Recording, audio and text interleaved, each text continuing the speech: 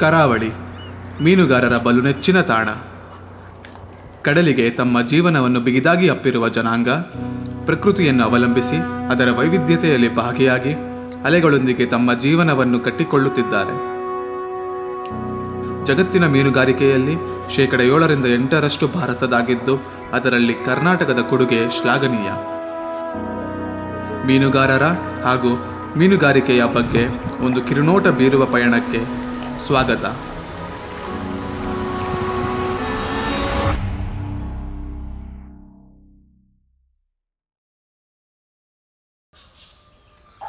ನನ್ನ ಹೆಸರು ದರ್ಶನ್ ಪೂಜಾರಿ ಅಂತ. ನಾನಿಲ್ಲಿ ಹೀಗೆ ನಮ್ಮದು ಬೋಟಿಂಗ್ ಇದೆ, ಬೋಟಿಂಗ್ ಮತ್ತು ಫಿಶಿಂಗ್ ಮಾಡ್ತೀನಿ. ನಾನು ಫಿಶಿಂಗಲ್ಲಿ ಇದು ಮಾಡಿಕೊಂಡು ಲೈಫ್ ಲೀಡ್ ಮಾಡ್ಕೊಳ್ತಿದ್ದೆ.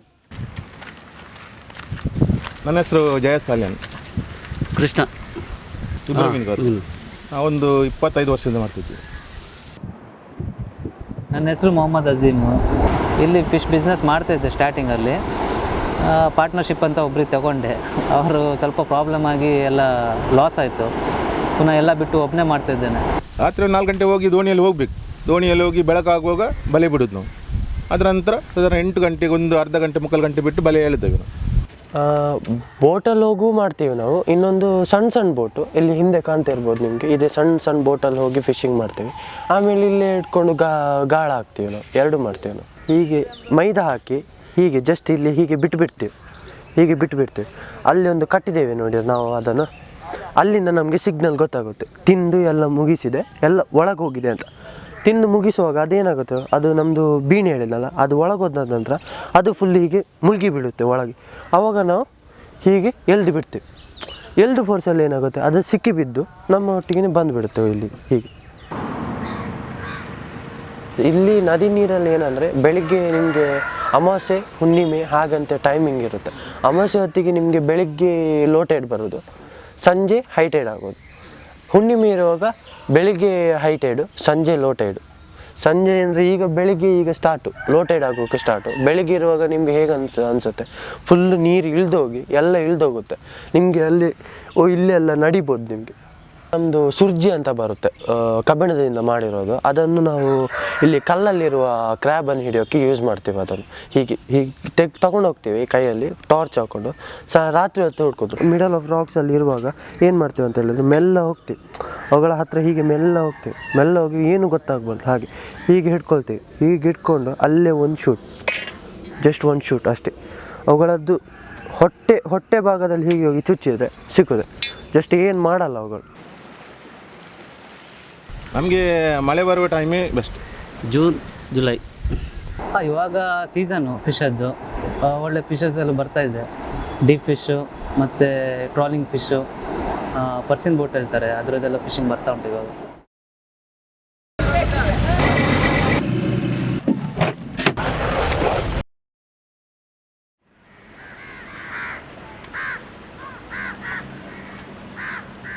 ಪರ್ಸಿನ್ ಬೋಟ್ ಅಂದರೆ ಒನ್ ಡೇ ಅಲ್ಲಿ ಕ್ಯಾಚ್ ಮಾಡಿ, ಸ್ಪೀಡ್ ಬೋಟ್ ಹೇಳ್ತಾರೆ ಅದಕ್ಕೆ, ಒನ್ ಡೇ ಅಲ್ಲಿ ಕ್ಯಾಚ್ ಮಾಡಿ ತಗೊಂಡು ಬರ್ತಾರೆ. ಅಂದರೆ ನೈಟು ಫಿಶಿಂಗ್ ಇರುತ್ತೆ, ನೈಟು ಲೈಟ್ ಹಾಕಿ ಕ್ಯಾಚ್ ಮಾಡ್ತಾರೆ. ಒಂದು ಸಂಜೆ ಹೊತ್ತಿಗೆ ಹೋಗಿ ಲೈಟ್ ಹಾಕ್ತಾರೆ ಬೋಟಲ್ಲಿ. ಲೈಟ್ ಹಾಕಿದ ನಂತರ ಒಂದು ಟೈಮ್ ಇರುತ್ತೆ, ಇವಾಗ ಚಂದ್ರ ಮುಳುಗಿದ ನಂತರ ಆ ಟೈಮಲ್ಲಿ ಬಲೆ ಹೊಡಿತಾರೆ. ಮೀನೆಲ್ಲ ನೋಡ್ತಾರೆ ಇದರಲ್ಲಿ. ಅಂದರೆ ಫಿಶ್ ಫೈಂಡರ್ ಇರುತ್ತೆ. ಟಿ ವಿಯಲ್ಲಿ ಯಾವ ಥರ ಕಾಣುತ್ತೆ ಅದೇ ಥರ ಸ್ವಲ್ಪ ಡಾಟೆಡ್ ಎಲ್ಲ ಕಾಣುತ್ತೆ. ಆವಾಗ ಬೋಟಲ್ಲಿರೋರಿಗೆ ಯಾರು ಈ ಲೀಡ್ ಮ್ಯಾನ್ ಇರ್ತಾರಲ್ವ, ಡ್ರೈವರ್ಸು, ಅಂದರೆ ತಂಡೇಲ್ ಅಂತೀವಿ ನಾವು. ನೀವು ಇವಾಗ ಮೂವಿ ಬಂದಿರುವ ತಂಡೇಲ್ ಕ್ಯಾಚ್ ಮಾಡೋರು ಅವ್ರು ಮೇಯ್ನ್ ಒಬ್ರು ಇರ್ತಾರೆ, ಲೀಡ್ ಮ್ಯಾನ್, ಕ್ಯಾಪ್ಟನ್ ಥರ. ಅವರಿಗೆ ಗೊತ್ತಿರುತ್ತೆ ಇದೆಲ್ಲ ಪಾಯಿಂಟ್ ಬೀಳ್ತಾ ಇದೆ, ಇದು ದೊಡ್ಡ ಮೀನು ಇರ್ಬೋದು, ಸಣ್ಣ ಮೀನು ಇರ್ಬೋದು ಅಂತೇಳಿ. ಆ ಟೈಮ್ ನೋಡಿಬಿಟ್ಟು ಅವ್ರು ಬಲೆ ಹೊಡಿತಾರೆ. ಬಲೆ ಹೊಡೆದು 30-35 ಜನ ಬೋಟಲ್ಲಿರೋರು ಆ ಬಳೆನ ಒಂದು ಪ್ರೊಸೆಸ್ ಇರುತ್ತೆ. ಫಸ್ಟೆಲ್ಲ ರಿಂಗ್ ಬರುತ್ತೆ, ಬಲೆ ಎಳಿತಾರೆ. ಸುಮಾರು ಇಲ್ಲಿಂದ ಒಂದು 400 ಕಿಲೋಮೀಟ್ರ್ ದೂರನೇ ಹೋಗ್ತಾರೆ. 400 ಜಾಸ್ತಿನೇ ಹೋಗ್ತಾರೆ ದೂರ.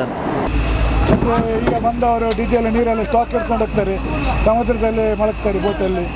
ಅಷ್ಟು ವ್ಯವಸ್ಥೆ ಎಲ್ಲ ಉಂಟು. ಅಡುಗೆ ಮಾಡಲಿಕ್ಕೆ ಒಂದು 2 ಜನ ಬಿಡ್ತಾರೆ, 2 ಜನ ವರ್ಕರ್ಸ್. ಅವರಿಗೆ ಖಾಲಿ ಅಡುಗೆ ಮಾಡೋದು ಕೆಲಸ. ಇದು ಇವಾಗ ಕರ್ನಾಟಕ ನಮ್ಮದು ಮಲ್ಪೆ ಅಂದರೆ ಇಲ್ಲಿಗೆ ಒಂದು ಪರ್ಮಿಟ್ಸ್ ಕೊಡ್ತಾರೆ. ನಿಮ್ಮದು ರತ್ನಗಿರಿ ಆ ಕಡೆ ಹೋದರೆ ಅಲ್ಲಿ ಪರ್ಮಿಟ್ ಬೇರೆ ಇರುತ್ತೆ. ನಮಗೆ ದಾಟ್ಲಿಕ್ಕಿಲ್ಲ. ಇಷ್ಟೇ ಏರಿಯಾ ಅಂತ ಇದೆ, ಅದೇ ಏರಿಯಾದಲ್ಲಿ ಫಿಶಿಂಗ್ ಮಾಡಲಿಕ್ಕೆ.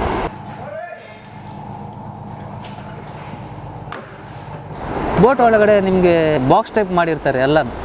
ಅದನ್ನು ನಿಮಗೆ ಥರ್ಮೋಕೋಲಲ್ಲೇ ಮಾಡಿರುತ್ತು, ಬಾಕ್ಸ್ ಟೈಪಲ್ಲ. ಅಂದರೆ ಬೇರೆ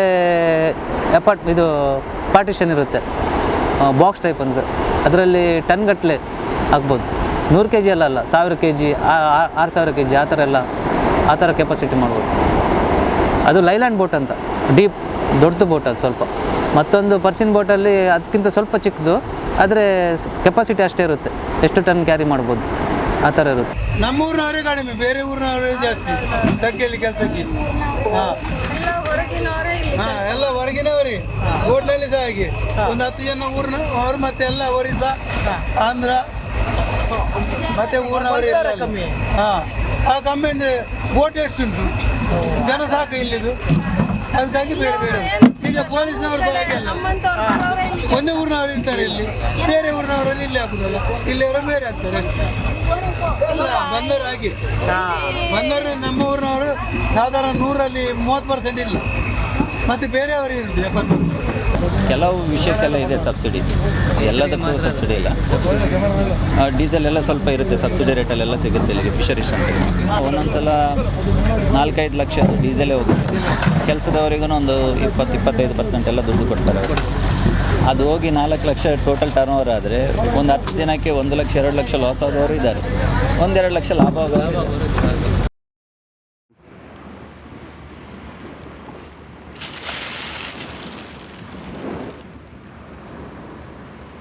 ಮಾರ್ಕೆಟಲ್ಲಿ ನಾವು ಮಲ್ಪೆ ಸಾಲಿಗ್ರಾಮದಲ್ಲಿ ಕಳಿಸೋದು. ನಾವು ಅಲ್ಲಿ ಸಾಲಿಗ್ರಾಮಕ್ಕೆ ಕಳಿಸಿ ಇದು ಮಾಡೋದು ಅಲ್ಲಿ. ಆಮೇಲೆ ಅಲ್ಲಿ ಕೊಲೆಂಜಿ ಅಂತ ಬರುತ್ತೆ, ಕೊಲೆಂಜಿ ಮೀನು ಅಂತ ಬರುತ್ತೆ. ಅದು ಅಂದರೆ KG ಲೆಕ್ಕ, 5 kg ನಿಮಗೆ 1,000 ಬರುತ್ತೆ. KG 1,000 ಅಂದರೆ 7 kg ಬರುತ್ತೆ ಒಂದೊಂದು ಮೀನು. 7 kg 8 kg 10 kg ಅಂತ ಬರುತ್ತೆ. 1 kg 7 kg ಒಂದು 7,000 ಆಯಿತು. ಅಲ್ಲೇ ದಿನಕ್ಕೆ 7,000 8,000 ದುಡಿತೀವಿ. ಮಾರಾಟ ನಮ್ಮ ಹತ್ರನೇ ಮಾರ್ಕೆಟ್ ಉಂಟು, ಈ ಒಂದು 10 ಕಿಲೋಮೀಟ್ರ್ ಆಚೆನೇ ಅಲ್ಲಲ್ಲೊಂದು ಮಾರ್ಕೆಟ್ ಉಂಟು. ನಮ್ಗೆ ಯಾವ ಥರ ನಮಗೆ ಊರಲ್ಲಿ ಪೆಟ್ರೋಲ್ ಬಂಕ್ ಹೇಗೆ ಉಂಟು ಹಾಗೆ ಮೀನುಗಾರಿಕೆ ಮೀನುವುದು ಹಾಗೆ ಉಂಟು. ಸ್ಕೇಲಿಂಗ್ ಅಂದರೆ ಇವಾಗ ಇದು ಅವರು ಲಂಸಮ್ ತರ್ತಾರಲ್ಲ, ತಂದ ತಕ್ಷಣ ಇಲ್ಲಿ ಸ್ಕೇಲ್ ಮಾಡ್ತಾರೆ, ಅದು ತೂಕ ಮಾಡಿನೇ ತಗೊಳ್ಳೋದು. 30 kg ತೂಕ ಮಾಡ್ತಾರೆ. ಒಂದು ಕ್ರೇಟ್ ಬರುತ್ತೆ, 4 kg ಕ್ರೇಟಲ್ಲಿ ತೂಕ ಮಾಡ್ತಾರೆ ಫಿಶ್. ಆಕ್ಷನ್ ಆಗುತ್ತೆ, ರೇಟು ಇಷ್ಟಿಷ್ಟು ರೇಟು ಆಗ್ತಾ ಇರುತ್ತೆ. ಆಕ್ಷನ್ ಟೈಮಲ್ಲಿ ನಾವು ನಿಲ್ಲಬೇಕು, ನಮಗೆ ಬೇಕಂದರೆ ನಾವು ರೇಟ್ ಕೊಟ್ಟು ಎತ್ತಬೇಕು. ಹಾಗೆ ಎಕ್ಸ್ಪೋರ್ಟು ಅಂದರೆ ಕ್ವಾಲಿಟಿ ಫಿಶ್ ಬರುತ್ತೆ. ಕ್ವಾಲಿಟಿ ಫಿಶ್ ಇವಾಗ ಕೆಲವೊಂದು ಎಕ್ಸ್ಪೋರ್ಟ್ ಬಿಸ್ನೆಸ್ಗಳು ಮಾರ್ಕೆಟ್ ಎಲ್ಲ ಇದ್ದಾರೆ, ಅವ್ರಿಗೆ ಕ್ವಾಲಿಟಿ ಫಿಶ್ಶೇ ಬೇಕು. ಅಂದರೆ ಮೀನು ಬಂದರೆ ಸ್ಕ್ರ್ಯಾಚ್ ಬೀಳಲಿಕ್ಕಿಲ್ಲ, ಆ ಥರ ಕ್ವಾಲಿಟಿ ಫಿಶ್. ಲೇಡೀಸ್ ಅವರು ಬಿಸ್ನೆಸ್ ಮಾಡೋರು ಇದ್ದಾರೆ, ಮತ್ತು ಈ ತಲೆಯಲ್ಲಿ ಹೊರುವವರು ಇದ್ದಾರೆ ಫಿಶ್ಶು, ಮತ್ತು ಇಲ್ಲಿಂದ ತಗೊಂಡೋಗಿ ಸೆಲ್ಲಿಂಗ್ ಮಾಡೋರು ಇದ್ದಾರೆ. ಲೇಡೀಸ್ ಅಂದರೆ ಇಲ್ಲಿ ಸೆಲ್ ಮಾಡೋರು ಲೋಕಲ್ ಅವರೇ ಇರ್ತಾರೆ, ಅವರದ್ದು ಒಂದು ಮಹಿಳಾ ಸಂಘ ಅಂತ ಇದೆ. ಇದು ಅಲ್ಲೇ ಅದು ಕಚ್ಚಿದ ನೀವು ಕೈ ಹಾಕಿ ಮಗ ಅದಕ್ಕೆ ನೋಡಿ ಎಷ್ಟು ದೊಡ್ಡ ಅಲ್ಲುಂಟಲ್ಲ. ರಕ್ತ ಬರೋದು ಆಗಿದ್ರೆ ರಕ್ತ ಬರ್ತದೆ, ನಾವಲ್ಲಿ ಇಂಜೆಕ್ಷನ್ ಕೊಟ್ಟು ರಕ್ತ ತೆಗೆಯುವಾಗ ಬರುವುದಿಲ್ಲ. ಇದು ಕಚ್ಚಿದ್ರೆ ಬೇಗ ಬರ್ತದೆ. ಆಲ್ಮೋಸ್ಟ್ ಇಲ್ಲಿ ಇವಾಗ ನಮಗೆ ಪ್ರಾಬ್ಲಮ್ ಆಗ್ತಿರೋದು ರೇಟ್ ಮಾಡುವಾಗ ಒಂದೊಂದು ಕಡೆ ಸ್ಟ್ಯಾಂಡರ್ಡ್ ರೇಟ್ ಇರುತ್ತೆ. ಇವಾಗ ಮಂಗಳೂರು ಹಾರ್ಬರಲ್ಲಿ ಒಂದು ರೇಟ್ ಆದರೆ ಎಲ್ರಿಗೂ ಒಂದೇ ರೇಟು, ಹೆಚ್ಚು ಕಡಿಮೆ ಮಾಡಲಿಕ್ಕಿಲ್ಲ. ಇಲ್ಲಿ ಆಗಲ್ಲ, ಒಬ್ರಿಗೆ ಒಂದು ರೇಟ್ ಇರುತ್ತೆ, ಅವ್ರದ್ದು ಬೇರೆ ಪಾರ್ಟಿ ಕ್ಲೋಸ್ ಇದ್ದರೆ ಅವ್ರಿಗೆ ಸ್ವಲ್ಪ ಕಡಿಮೆ ರೇಟು, ಆ ಥರ ಇರುತ್ತೆ ಇಲ್ಲಿ ಅಂದರೆ ಒಂದೊಂದು ಸರ್ತಿ ಗೊತ್ತಾಗಲ್ಲ ಮಾರ್ಕೆಟಿಂಗ್ ಹೇಗೆ ಇರುತ್ತೆ, ಹೇಗೆ ಆಗುತ್ತೆ, ಏನು ರೇಟ್ ನಡೆಯುತ್ತೆ ಎಲ್ಲ ಗೊತ್ತಿರಲ್ಲ. ಹೊಸದಾಗಿ ಬರ್ತಾರೆ, ಒಟ್ಟಾರೆ ತೆಗೆದು ಕಳಿಸ್ತಾರೆ.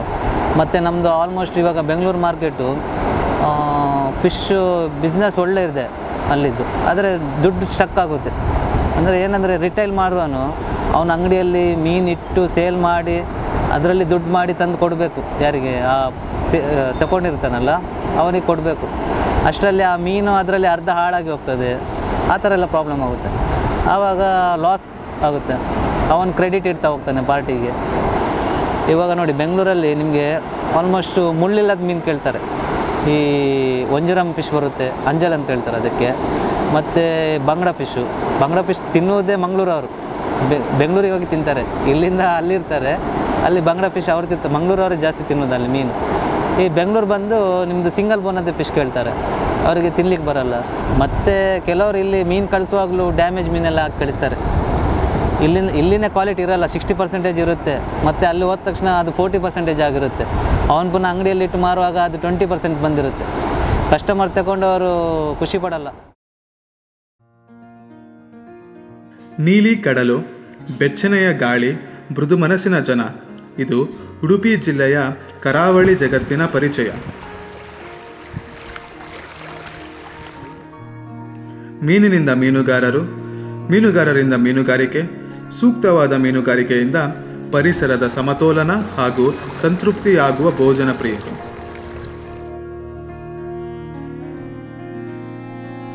ಎಷ್ಟೋ ದೂರದ ಮಳೆಯ ಹನಿಯನ್ನು ದಡಕ್ಕೆ ತಲುಪಿಸುವ ಅಲೆಯಂತೆ ಇನ್ನೆಷ್ಟೋ ದೂರದಲ್ಲಿರುವ ಮೀನನ್ನು ಗ್ರಾಹಕರಿಗೆ ತಲುಪಿಸುವ ಕಲೆ ಮೀನುಗಾರರದ್ದಾಗಿದೆ.